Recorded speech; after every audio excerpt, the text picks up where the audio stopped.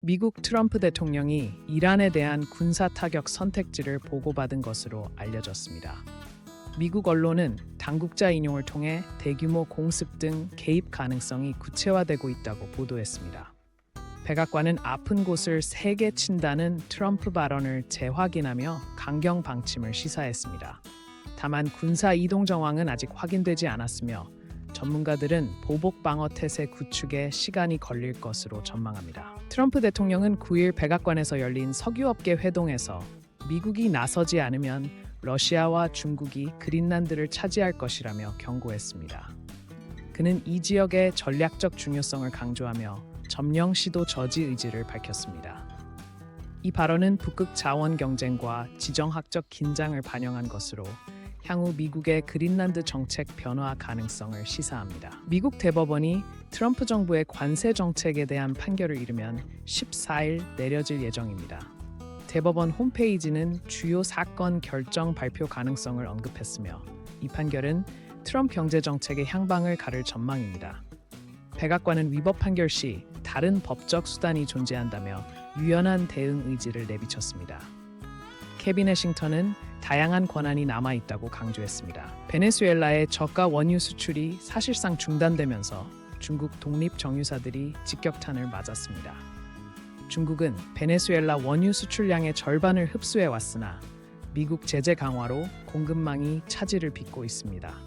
특히 티팟 정유사로 불리는 소규모 업체들이 타격을 입으며 베네수엘라가 석유로 갚던 중공급 차관의 지속 여부도 불투명해졌습니다. 일본이 안보 관련 문서에 태평양 방위 강화를 명기할 방침인 것으로 알려졌습니다.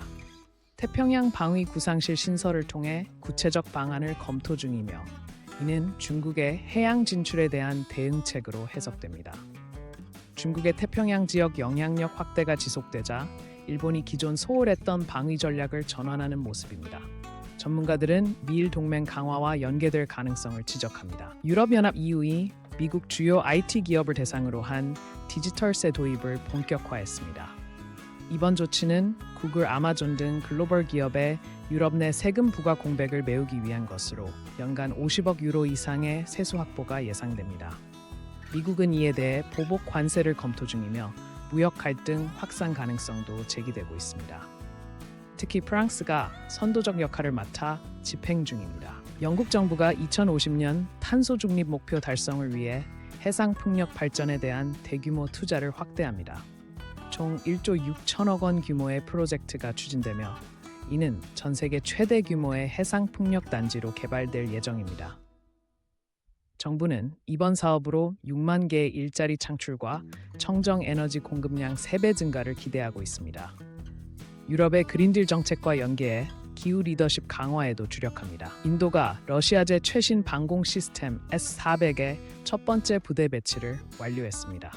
이는 2018년 체결된 55억 달러 규모 계약의 이행으로 미국의 대러 제재 대상이 될 가능성이 있습니다. 인도 국방부는 자국 영공 보호를 위한 필수 조치라며 당초 계획을 고수했으나 미인도 관계 경색 가능성도 배제할 수 없는 상황입니다. 특히 중국, 파키스탄과의 군비 경쟁 심화도 주목받습니다. 호주에서 발생한 대형 산불이 수개월간 지속되며 막대한 인명, 재산 피해를 야기했습니다. 전문가들은 기록적인 가뭄과 고온이 화재를 악화시킨 주범으로 지목하며 기후변화 대응의 중요성을 강조합니다. 정부는 긴급구호금 20억 호주 달러를 투입했으나 탄소 배출 감축책 미흡에 대한 국제적 비판도 확산 중입니다. 특히 코알라 등 고유종의 멸종 위기가 우려됩니다. 아프리카 연합의 2023년까지 단일 통화 앞으로 도입을 목표로 프로젝트를 재개했습니다. 이번 계획은 영내 무역 장벽 해소와 경제 통합 가속화를 위한 핵심 과제로 성공 시 1.3조 달러 규모의 경제권 형성이 기대됩니다. 그러나 참여국 간 경제 격차와 인프라 부족이 주요 장애물로 꼽히며 서아프리카 15개국이 선도적으로 시범 운용에 나설 예정입니다.